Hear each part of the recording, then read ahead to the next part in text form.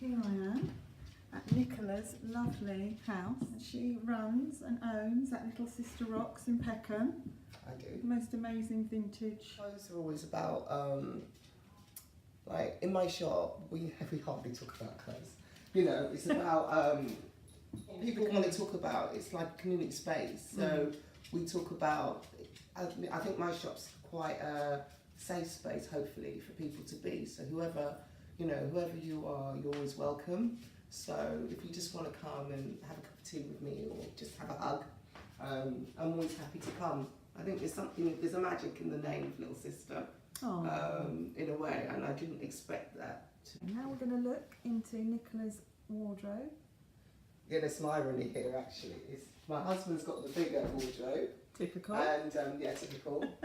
It's quite neat. Gosh, it's incredibly neat. Wowza. I know. You're not just in that little bit there, Nicola. I am. I do have drawers though. Okay. I do have drawers. But the thing is that what I found is that the more vintage clothes, because you can't look at my shelf. It's just like I'll drown in there one day. I think I'll die death by vintage clothes, quite frankly.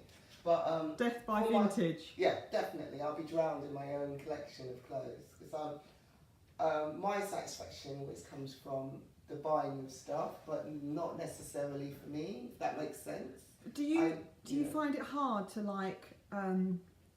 not keep it yourself? No.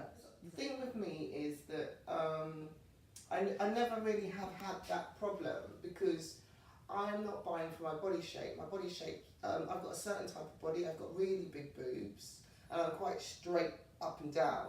So a lot of only certain type, kind of areas suit my body shape. Yeah. So that's number one.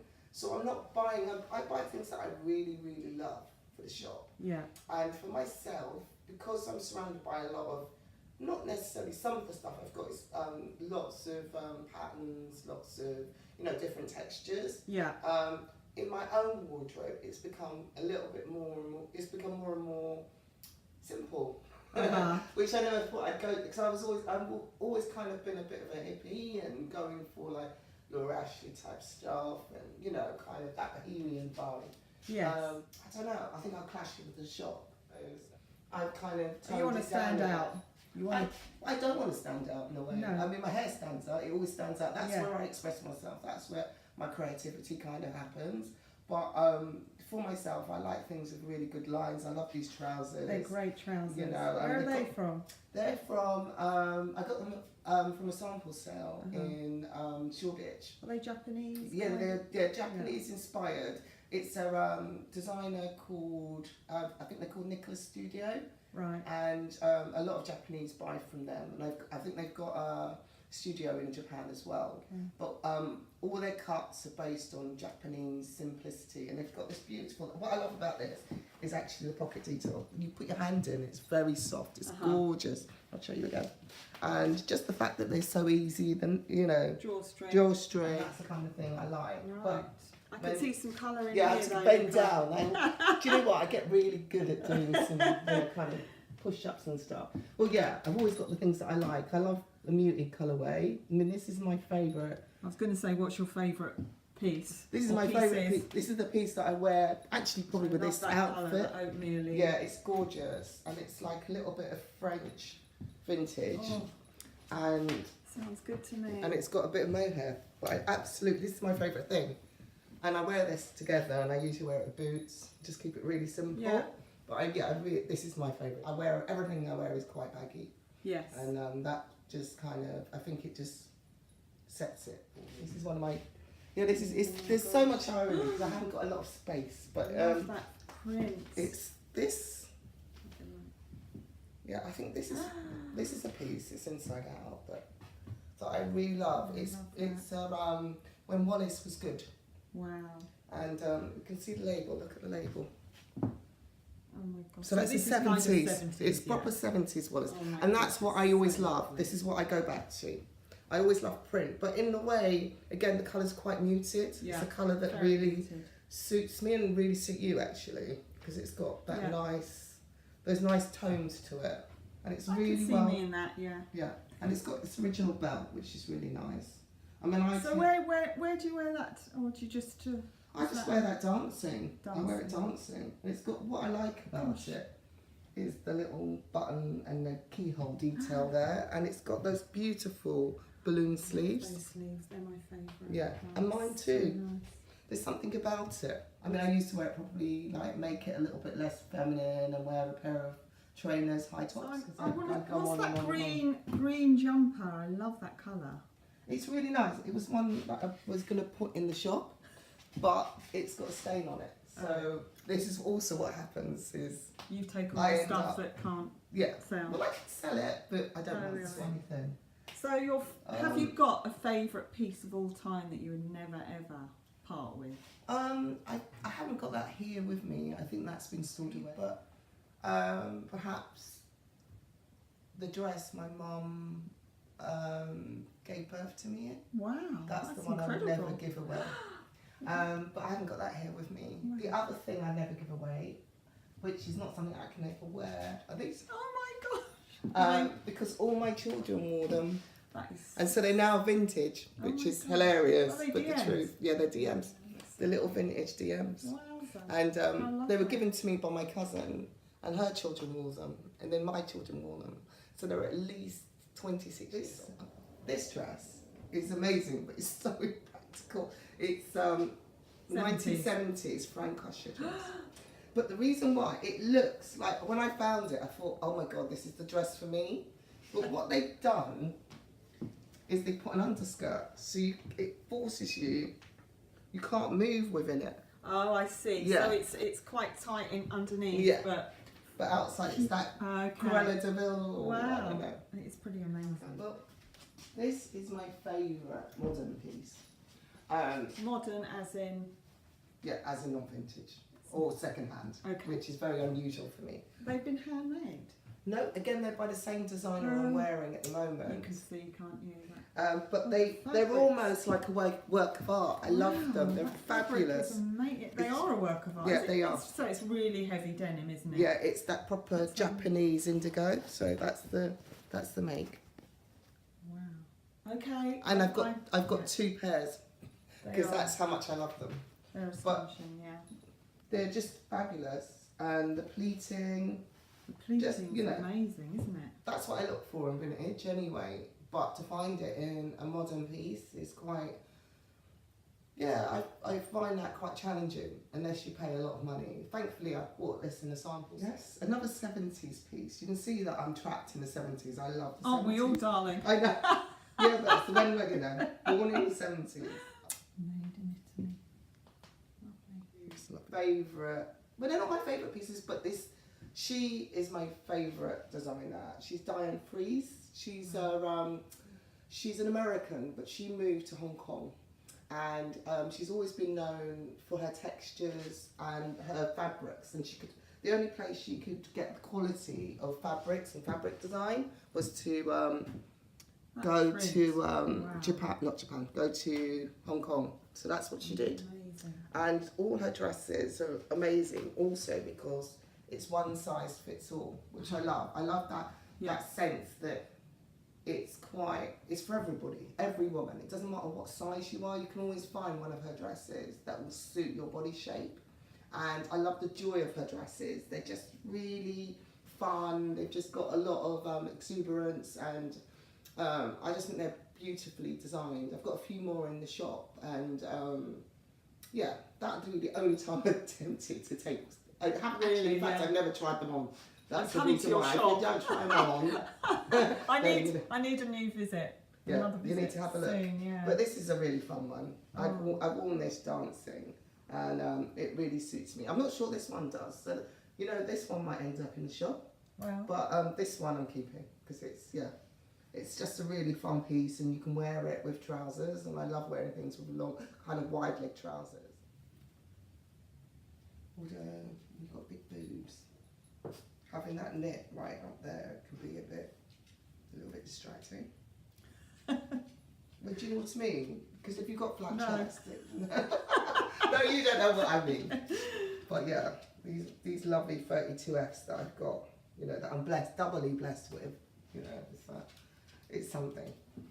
Yeah, so clothes don't always sit as well on me as. But that looks so different from being undone to now done up. Yeah. It's Like the back's nice yeah, too. I love it. I love that. Yeah, Stripe all the way along. Yeah. So what I've been doing is like just buying. Like I got my Greenfield t-shirt, which makes me sad. I don't quite wear it very often, but I'm kind of collecting my own protest t-shirts. That's a great idea, isn't it? Yeah. So where did you get that Grenfell one from? I got it right during the time where it all kind of kicked off, because that's the area I'm from. I'm from the north. Well, you know, when my grandfather first came to this country, you know, during the, you know, he was part of the Windrush generation. He, you know, a lot of West Indians, especially Dominicans and St Lucians, all lived in the Notting Hill, Paddington, Harrow Road area, and that's where I was brought up. And so I felt deeply distressed by you know, all the things that happened with it. So I thought I'll just buy a t-shirt, and it's a lovely t-shirt. But it's great, as I said, I don't wear it very often because I wear it to go to dance, and I don't want everybody to feel really sad while I'm wearing this thing. Sure, yeah. But I've got it anyway, and it's it was a red nose day. I've got one of those. Have you got that one? Yeah, I have got that one actually. Yeah, it's a Stella McCartney one. Yeah, so that's fun. This is your political. Yeah. I've got that. Is that Choose Life? Yeah, that's the one. I got that for Christmas. Yeah, and I got those. Yeah. All my children have got it now. Oh, I might get it for all my kids actually. Yeah. I've also got the this pussy doesn't bite, you know. Okay. Yeah, but that's not here. I think it's in the wash. And the other thing that I love talking about, because these are just leg warmers. Yeah, I was supposed to sell them, but they're proper 70s ones. And when I'm feeling really sad, I wear them because they make me extremely happy. And I think that you're happy. People don't really talk about, you know, clothes and changing your mood. And sometimes we just need a bit of joy in our lives, especially when you talk about stuff like this, you know, like refugee crisis, and how people are not, you know, we're very polarised at the moment. And I know that fashion always seems really frivolous, but sometimes, you know, my dad always says sometimes you might be feeling really sad inside, but you dress up and it just cheers you up. How your style has evolved, and has it changed a lot since becoming older or a mother? Yeah, I think that my style has definitely changed over time. I feel that I've always been a bit of a hippie. I've never wanted ever to look like anybody else. That's always been my thing. Yeah, I hate that. I hate that trend thing. I mean, colours, cool. But I just want to be myself. So in terms of my hair, in terms of my look, my hair is always changing, but that's kind of stayed the same in a way, in the fact that it never looks like anybody else's hair. Yeah. And as to my style, I think I've got into more muted colours. I'm really interested. Do you think that's age? I think that in a way it's age, but it's also owning a vintage shop where I've got a lot of different patterns, a lot going on in the background. Right. And I think that as I've got older, my hair has got madder and madder. You're right. So but your clothes are no, because I think like it can almost be too much, and also my hair normally is really big. It's like a big afro, right? It's too much. So what I do, I have accents like, you know, with those leggings or crazy socks, mad shoes. Or the jumper will be really crazy. You know, I'm obsessed with my my car jumper, which I didn't bring today because it's in the wash. But I wish that's one of my favourite pieces. But so I think that I will always wear vintage. But I think I've kind of learnt to kind of not mix it up a bit, not wear pattern and pattern. Yeah. So I'd wear pattern on the top and then make it something plain, maybe even something, God forbid, modern on the bottoms or the top, just to kind of balance it out. I also wear a lot more sportswear, which I never did before, because I've been in the arcades, and you get influenced by all the designers and the new trends. Holden's Arcade in Peckham. Yeah, it's an amazing place because you've got a lot more independent creatives, and what's happening with my style is I'm vibing off them. So before I wouldn't have worn like a baggy t-shirt. I always wore fitted because I've got big boobs. Yeah. But now I've felt brave enough to wear something baggy, you know. And that influence. No, there's no doubt about it. Yeah. And also having Sam, who she creates her own textiles and her own fabrics for, you know, she'll create you a beautiful suit, for example. Me wearing certain types of patterns, certain boxy shapes, which again, I would think, oh, that wouldn't really work with your shape, because everything I've worn before would have been fitted. And in some ways, I'm going back to that again. Yeah, so it evolves, and we're going to go into, you know, next few years, I'll be going into my 50th year. Is the kind of Japanese aesthetic.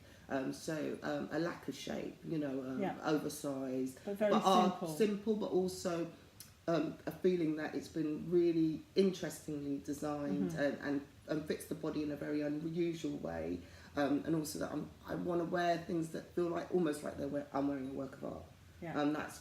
That's what's really either in shape or as you know, with you pattern print.